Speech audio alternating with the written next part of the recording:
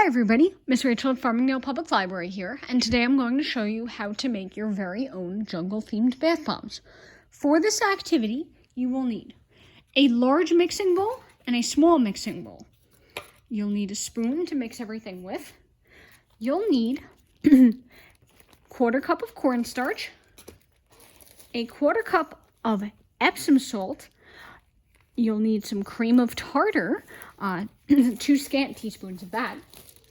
And you'll need half a cup of baking soda. You will also need a spray bottle with water or a glass of water and quarter teaspoons, some vegetable oil or vegetable oil blend. Today I've got a coconut and soybean oil blend.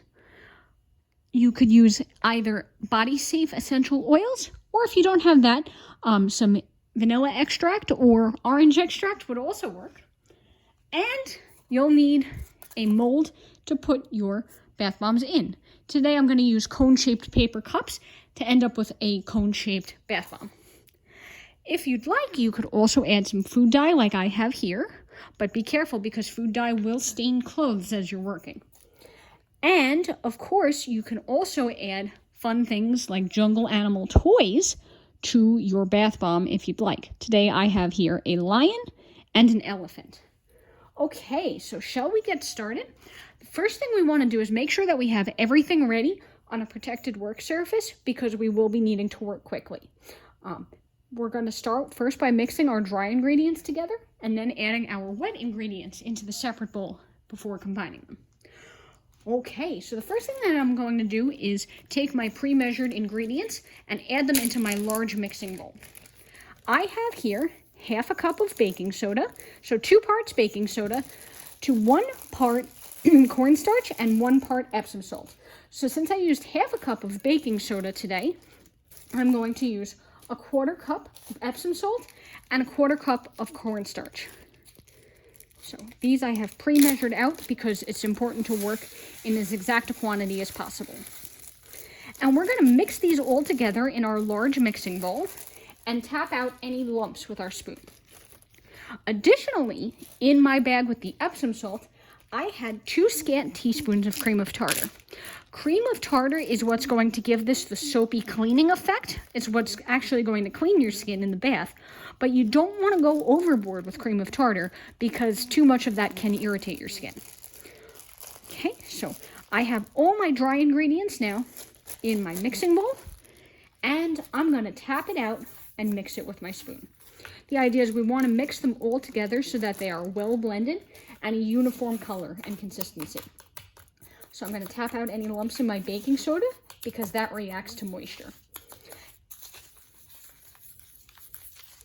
Okay, that looks pretty good. Okay, now if you'd like, you can also at this step divide your mixture into multiple batches to do different scents or different colors. Today I'm going to do just 1 color and 1 scent, but this amount should yield 2 bath bombs about as full as this cup here. Okay, now that I have my dry ingredients in this bowl, I'm going to move this over to the side and put down my small bowl. This I'm going to add the wet ingredients to. So I'm going to add a teaspoon of oil to this mixture. Now you can use vegetable oil or melted coconut oil, whatever kind of oil you have around, as long as it is body safe. Today I'm using a vitamin E blend that is a mix of coconut and soybean oil. So I'm going to add 1 teaspoon into my dish, close that up really tight, and I'm going to add in a few drops of food coloring. Notice that the food coloring will be diluted by the oil, but you can always add more if you don't like the color. I'm going to make mine a very light green today, so I'm going to just add a little bit of green food dye. Okay, there we go. Uh-oh, looks like we have a little bit of a leak. That's okay. I'm going to start mixing this together so that the color starts to dilute in the oil. But most food dyes won't mix that much because they are water-based. All right, I'm also going to add now a quarter teaspoon of my vanilla extract, which is about as much as the top rim of this cap.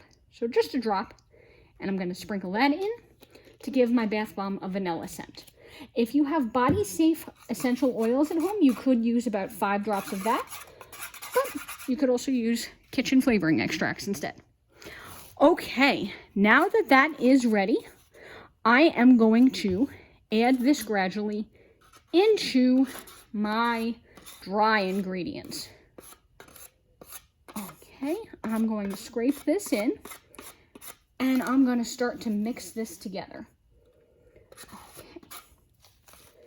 So what you're going to see is that this is going to start to clump up just a little bit in the bowl. As you can see, I have now some little lumps again. Now, to adjust the texture of this, as I scrape in the oil, I'm going to gradually spritz in some water. I'm going to start with a little bit because this mixture is still definitely dry. And as we add more water, this mixture is going to thicken. So I'm going to spray this and keep adding a little bit more water. And if you'd like, you could also add some food dye to this if you're not satisfied with the color, which is what I think I'm going to do. Okay, I'm going to add some more blue now and continue to mix and stir this together. Now, as you can see, this is starting to clump up, but we're not quite there yet. So I'm going to keep adding water until the mixture is moist like wet sand at the beach shore. Now we want the color to be as uniform as possible before we start sculpting and molding it into our shape. So as you can see, it's starting to hold its shape. I'm just going to add a little bit more moisture. Okay. And we're going to mix this up. Okay, so as I stir and press, as you can see, it's now holding its shape, which means it's time to start filling our molds. We're going to pack these molds as tightly as we can, about halfway. So I'm going to take my spoon and scoop everything in. So I'm going to do that about halfway, so then I can add my elephant to the mix. I'm going to press my elephant in, and then I'm going to keep scooping and packing until this mold is full. Okay, so that's pretty much full right there. Now I'm going to leave this to dry. I'm going to leave this upright until it is totally dry. I'm going to just leave it on its side here. And by tomorrow, it should be ready to go. Let's fill our second mold. I'm going to scoop up my ingredients and pack them in. And I should have just about enough here for a second bath bomb.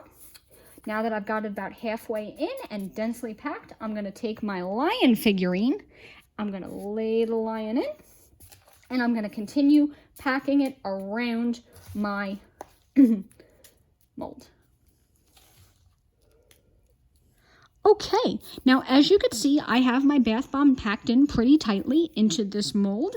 I'm going to now stand this up in another paper cup, just so that I can keep that nice pointy cone shape.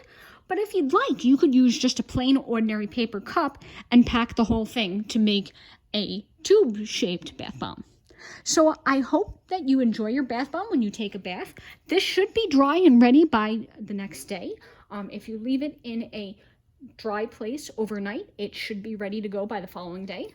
And simply peel off the paper on the side of the cup, drop it in the tub, and as your bath bomb fizzes and melts away, you'll see a little jungle animal inside.